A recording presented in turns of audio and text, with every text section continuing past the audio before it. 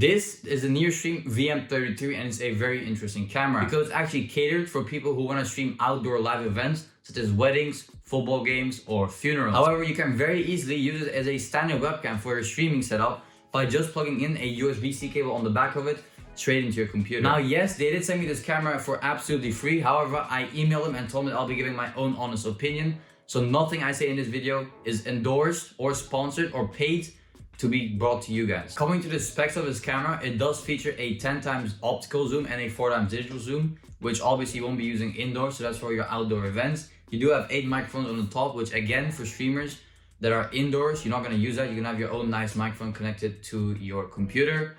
And also it does have 1440p or 1080p option. 1080p only works with live streaming, so when you're transferring content live wirelessly, you're gonna be using 1080p. And if you just want to record, you can record in 2K. Now, you can obviously do this wirelessly with multiple cameras connected to each other, so you can get different angles. However, indoors, I do highly suggest to use a cable because there is a 2-second delay on over wireless mode, which is obviously normal. The Logitech Mevo and other wireless cameras might even have a longer delay, so 2 seconds is quite good. It does also have a 6,800 milliamp hour battery, which will last you about 8 hours of live streaming, which is again very good compared to DSLRs because their batteries run out within an hour or an hour and a half. Again, I do recommend using a cable indoors so you don't want to ever have to worry about your battery running out. They do offer a mobile app and a desktop app, which actually work very well. I've tested it. There are no bugs whatsoever. The camera links nicely over your Wi-Fi network. And if you don't want to use the app, you can just connect it with a cable straight into your computer, and OBS Studio or Streamlabs OBS will pick this up as a normal webcam. Alright, so basically Nearstream is a company which brings intuitive and innovative gadgets to the content creation industry. They don't only make cameras, they also make other equipment such as microphones, video lighting, and tripod. Alright, now obviously that's enough yapping from me about the camera, and let's get into testing. Alright, so to be able to use this wirelessly, all you're gonna go is to the Play Store, search up the Nearstream app. You wanna go ahead and download it. Now once it's downloaded, you wanna go ahead and open it.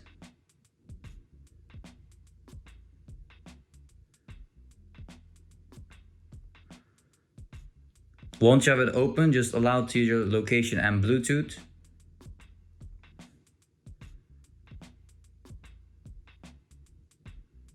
Continue, and then you want to click on this little plus icon right here. Click camera, and now it's going to be searching. So next, what you want to do is hold the power button on the back of the camera until you hear a beep, which is right there. Look on your app.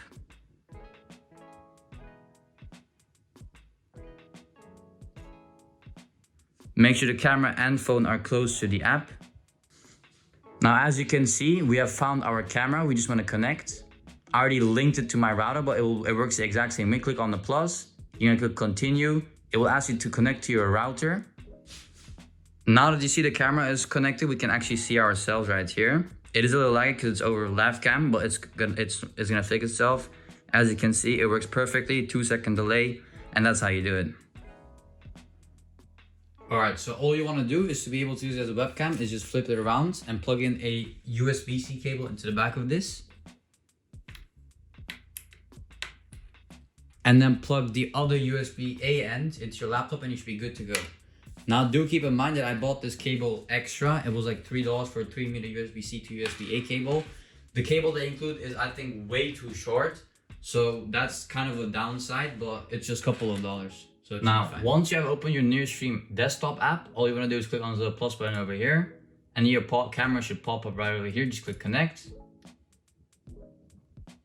It's going to take a couple of seconds for it to connect and display our video here.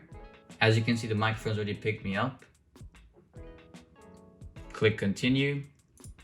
And as you can see, I'm right there in the video. There's a like 1.5 to 2 second delay, completely normal. Now, if you don't like how this image looks, it does actually look very nice and sharp. However, if you don't like it, you can always click on this little picture button over here.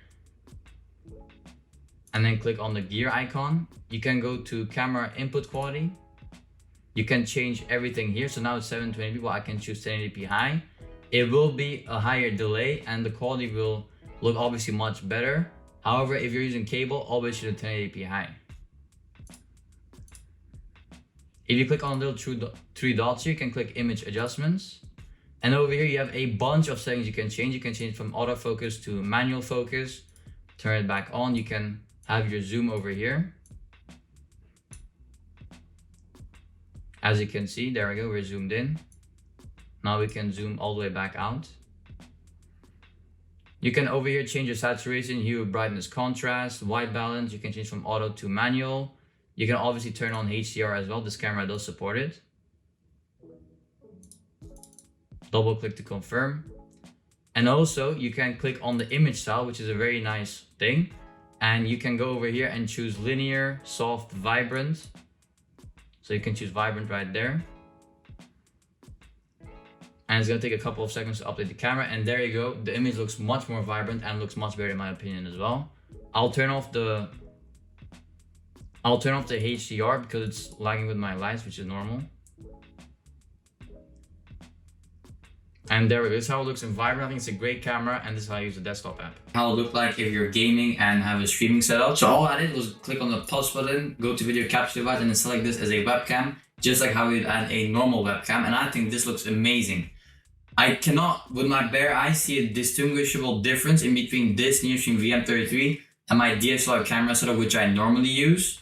And considering the price of this is almost half the price of a DSLR setup, and this is an amazing option for new streamers, especially if you're looking to upgrade from a webcam, but don't quite have the money to have a DSLR setup with the Elgato Cam Link, dummy batteries, and a lot of cables. This makes everything very simple. You don't need any complex contraptions or anything. All you have to do is buy this, plug it into your computer, and it works straight away. Now we can also go to full screen, and as you can see, there's almost no difference.